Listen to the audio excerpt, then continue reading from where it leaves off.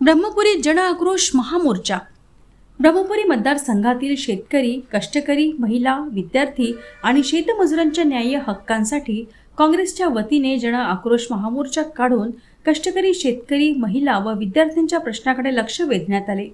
राष्ट्रसंत तुकडोजी महाराज क्रीडांगणात ते तहसील कार्यालय दरम्यान काढण्यात आलेल्या या महामोर्चाचे नेतृत्व करत सर्वसामान्य नागरिकांच्या हक्कांचा आवाज प्रशासनामार्फत असंवेदनशील बनलेल्या सरकारपर्यंत पोहोचविण्याचा प्रयत्न केला.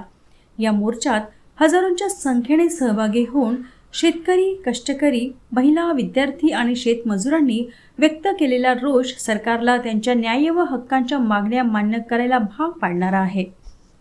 या मोर्चाद्वारे धानाचा बोनस, कर्जमुक्ती, स्मार्ट मीटर योजना रद्द करणे, गोसेखुर्द प्रकल्पाचे बारमाही सिंचन, ओबीसी जातीनिहाय जनगणना, विद्यार्थ्यांच्या शिष्यवृत्ती, श्रावण बाळ व संजय गांधी निराधार योजनेचे थकीत मानधन, समृद्धी महामार्गग्रस्त शेतकऱ्यांना न्याय, महागाई नियंत्रण, रोजगार निर्मिती, हमीभाव आणि महिलांच्या सुरक्षेसह विविध जनहिताच्या मागण्यांचे निवेदन प्रशासनाला देण्यात आले.